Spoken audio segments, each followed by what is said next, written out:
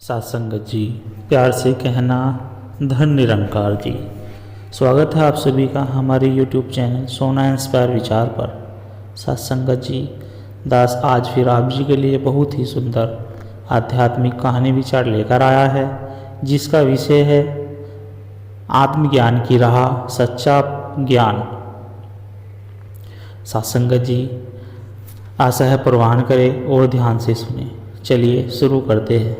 सत्संगत जी, बहुत समय पहले की बात है। हिमालय की वादियों में एक महान संत रहते थे, जिनका नाम स्वामी आनंदादास था। वे गहरे तपस्वी, ज्ञानी और दयालु थे। दूर दूर से लोग उनके दर्शन के लिए आते और अपने जीवन की समस्याओं का समाधान पाते थे। एक दिन एक उत्साही युवक उनके पास पहुंचा। वह शिक्षित था, धनवान था, लेकिन उसके मन में अशांति थी। उसने संत से विनम्रतापूर्वक पूछा, गुरुदेव, मैं सच्चे आत्मज्ञान की खोज में आया हूँ। मैंने बहुत से ग्रंथ पढ़े हैं, कई विद्वानों से मिला हूँ, लेकिन अब भी मेरी आत्मा अशांत है। कृपया मुझे मार्ग दिखाइए। स्वामी आनंददास मुस्कुराए और बोले, बेटा, यदि तुम सच में आत्मज्ञान प्राप्त करना चाहते हो तो 3 परीक्षाओं से गुजरना होगा। यदि तुम सफल रहे तो तुम्हें सच्चा ज्ञान प्राप्त होगा। युवक ने तुरंत हाँ कर दी। पहली परीक्षा, नदी पार करना। स्वामी आनंददास युवक को नदी के पास ले गए। नदी का जल तीव्र प्रवाह से बह रहा था। संत बोले, बेटा, इस नदी को पार करके उस पार जाओ और फिर वापस आओ, लेकिन ध्यान रखना, तुम्हें भीगना नहीं चाहिए। युवक चकित हो गया और वह सोचने लगा, बिना भीगे नदी कैसे पार करूंगा। लेकिन संत के आदेश का पालन करना था। युवक ने कई प्रयास किए। उसने पत्थरों पर चलने की कोशिश की, पेड़ों की डालियां पकड़ने की कोशिश की, लेकिन हर बार पानी में गिर जाता था। अंत में वह हार मानकर संत के पास आकर बोला, गुरुदेव, यह असंभव है। इस नदी को बिना भीगे पार नहीं किया जा सकता। स्वामी आनंददास मुस्कुराए और बोले, यही तुम्हारी पहली सीख है। जीवन भी इस नदी की तरह है। तुम संसार में रहते हुए पूरी तरह निर्लिप्त नहीं रह सकते, लेकिन अगर तुम सचेत रहो तो इस प्रवाह में बहने से बच सकते हो। युवक ने सर झुका लिया और गुरु को प्रणाम किया। दूसरी परीक्षा, खाली पात्र का रहस्य। अगले दिन संत ने युवक को एक बर्तन दिया और कहा, इस पात्र में जल लेकर आओ, लेकिन ध्यान रहे पानी छलकना नहीं चाहिए। युवक नदी पर गया और बहुत ध्यान से बर्तन को जल से भरा, लेकिन जैसे ही वह कदम बढ़ाता पानी छलक जाता। वह बहुत सावधानी से चला, लेकिन बर्तन कभी पूरा भरा नहीं रह पाता। थक कर उसने संत से कहा, गुरुदेव, जब तक पात्र खाली था उसमें पानी भरा जा सकता था, लेकिन जब यह पूरा भर गया तो थोड़ा सा कंपन होते ही पानी छलकने लगा। संत ने मुस्कुराकर कहा, यही तुम्हारी दूसरी सीख है। यदि तुम अपने मन को अहंकार, भय और पूर्वाग्रहों से भर लोगे तो ज्ञान उसमें नहीं समा सकेगा। सच्चा ज्ञान प्राप्त करने के लिए मन को खाली रखना आवश्यक है। तीसरी परीक्षा, सत्य का परीक्षण। सत्संगत जी,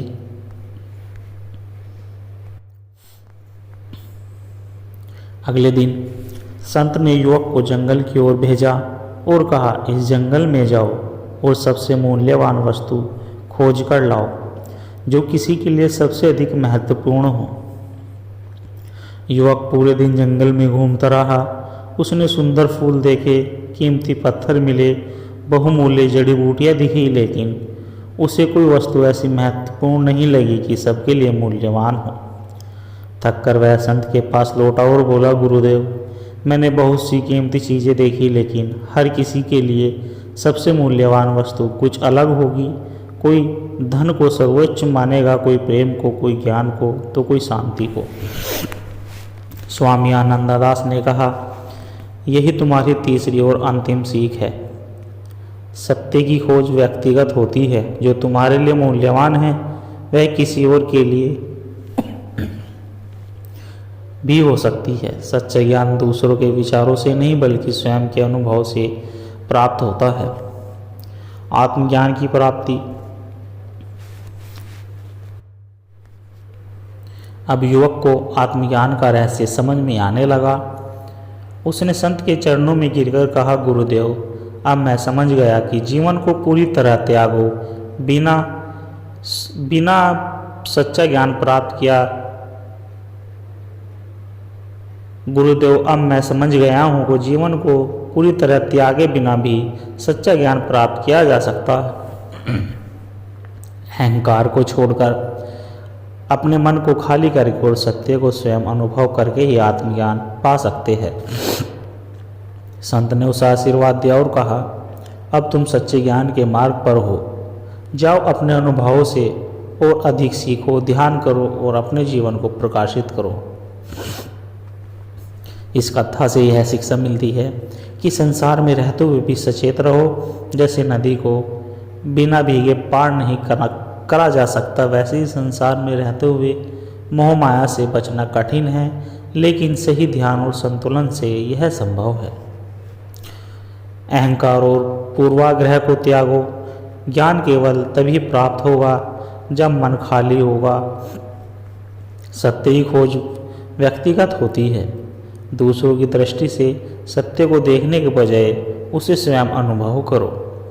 आत्मज्ञान पुस्तकों से नहीं बल्कि जीवन के अनुभव, ध्यान और स्वयं के परीक्षण से प्राप्त होता है।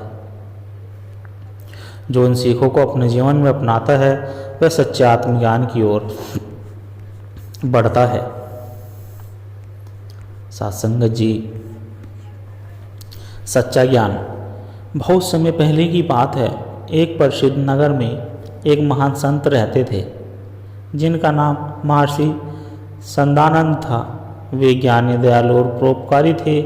उनकी ख्याति दूर दूर तक फैली हुई थी और लोग उनसे जीवन के गूढ़ रहस्य को समझने के लिए आते थे।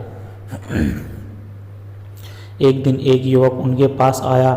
वह बुद्धिमान था, धनवान था, लेकिन उसके मन में शांति नहीं थी।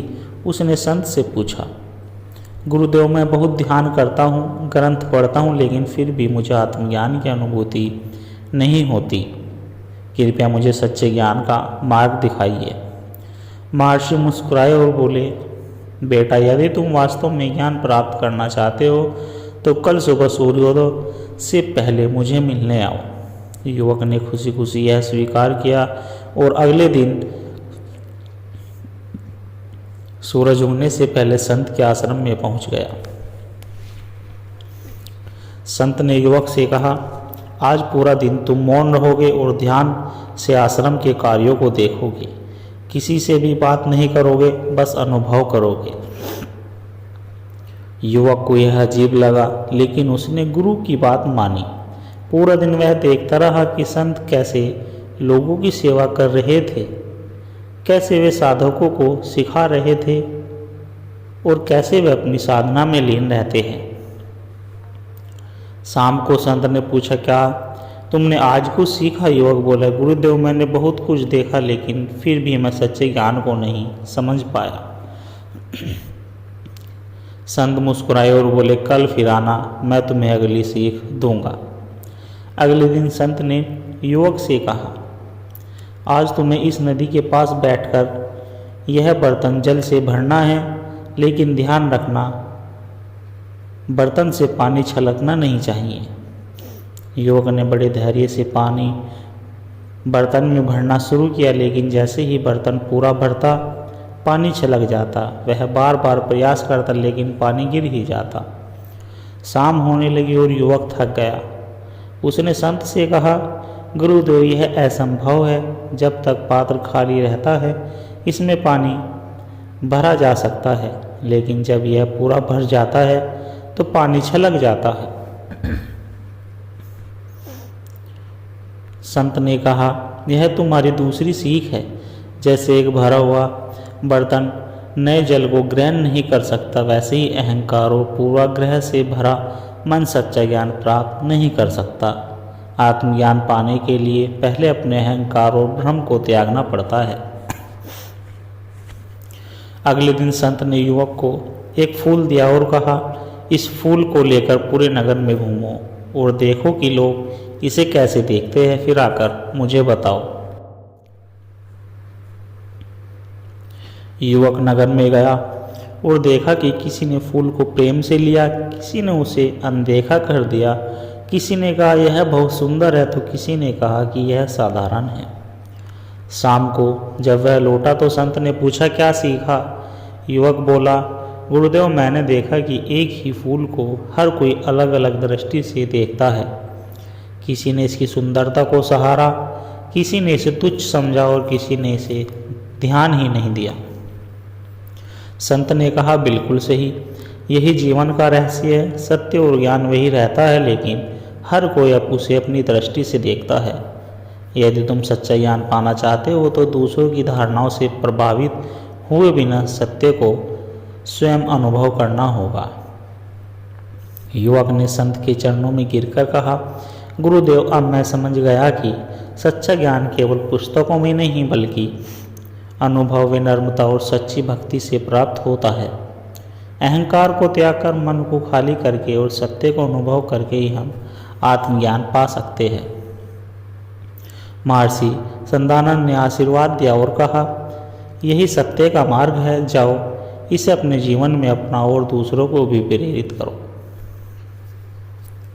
इस प्रेरणादायक कहानी से हमें यह शिक्षा मिलती है कि मौन और ध्यान से अनुभव प्राप्त होता है।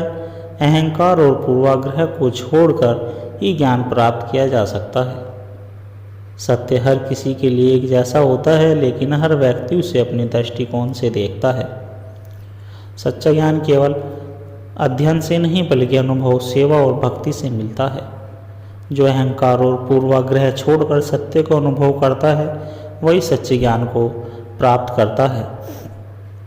साथ संगत जी, संत और व्यापारी। बहुत समय पहले की बात है, एक गांव में एक प्रसिद्ध संत रहते थे। उनकी साधना, ज्ञान और सरलता के कारण दूर दूर से लोग उनके पास आते थे और उनसे आशीर्वाद का मार्गदर्शन प्राप्त करते थे। एक दिन एक धनी व्यापारी संत के पास आया।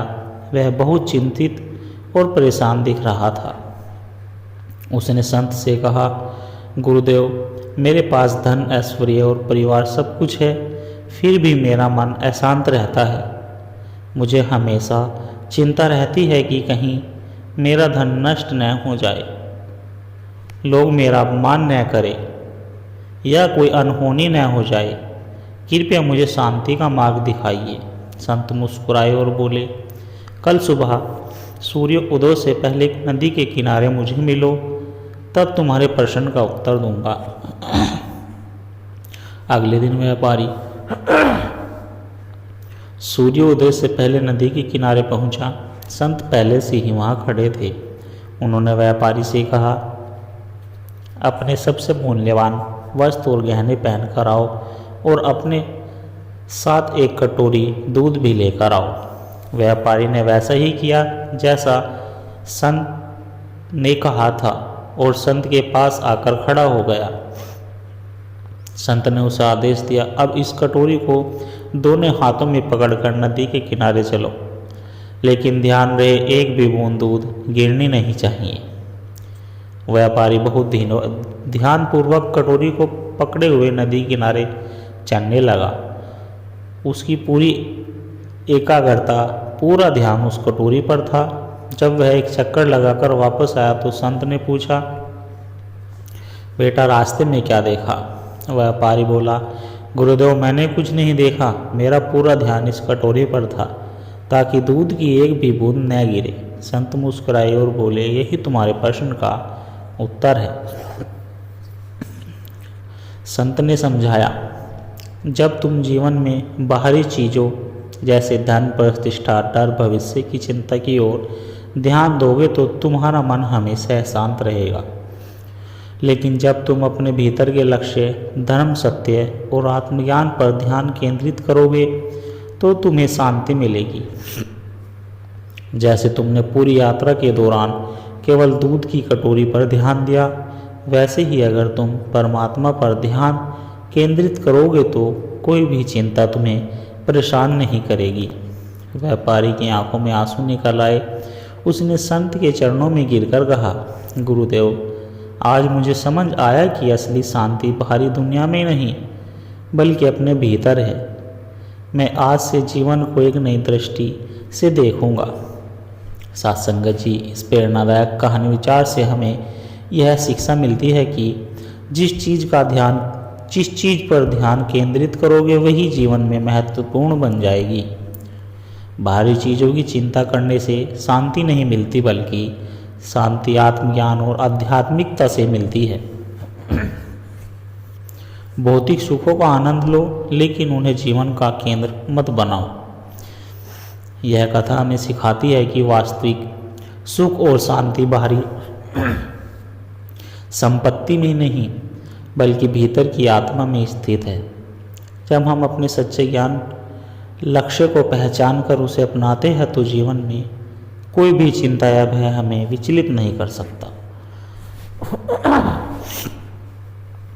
मनुष्य इस संसार में केवल भौतिक सुखों के लिए नहीं आया है। जीवन का उद्देश्य केवल धन, परिवार और प्रसिद्ध पाना नहीं बल्कि आत्मज्ञान प्राप्त करना है।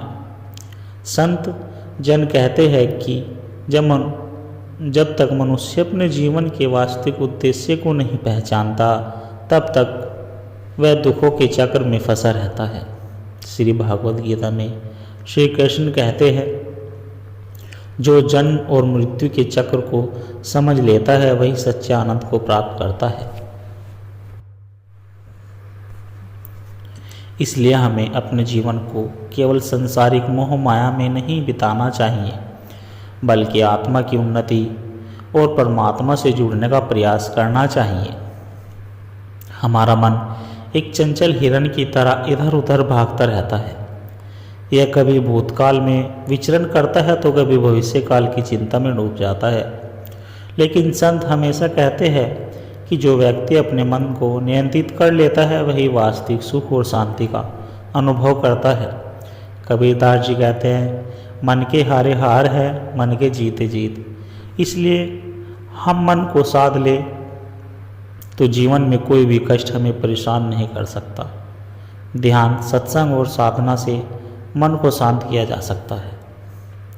अधिकांश लोग सोचते हैं कि धन, पद, प्रतिष्ठा और ऐश्वर्य से सुख प्राप्त होगा, लेकिन यदि केवल बाहरी चीज़ों से सुख मिलता तो अमीर और शक्तिशाली लोग कभी दुखी नहीं होते। वास्तविक सुख केवल आत्मज्ञान, प्रेम और भक्ति से प्राप्त होता है। भगवान बुद्ध ने कहा था, वास्तविक सुख बाहरी चीज़ों में नहीं बल्कि आंतरिक शांति में है। इसलिए हमें बाहरी चीज़ों का गुलाम बनने के बजाय अपने भीतर देखने का प्रयास करना चाहिए। सत्संग का महत्व। सत्संग का अर्थ है संत यानी सत्य और संग यानी संगति।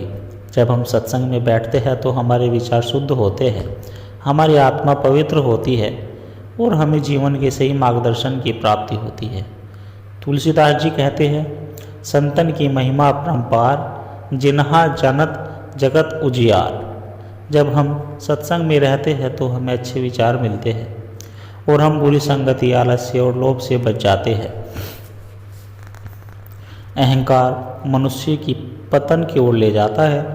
जैसे कोई गुब्बारा जितना अधिक फूलता है उतना ही जल्दी फूटता भी है, वैसे ही अहंकार से भरा व्यक्ति भी शीघ्र ही दुखी हो जाता है। श्रीमद् भागवत गीता में श्री कृष्ण कहते हैं, अहंकार करने वाला व्यक्ति आत्मज्ञान से दूर चला जाता है। इसलिए हमें सदा विनम्र रहना चाहिए और अपने ज्ञान, संपत्ति और शक्ति का उपयोग केवल दूसरे की भलाई के लिए करना चाहिए। संत महात्मा हमेशा प्रेम, करुणा, दया का संदेश देते हैं।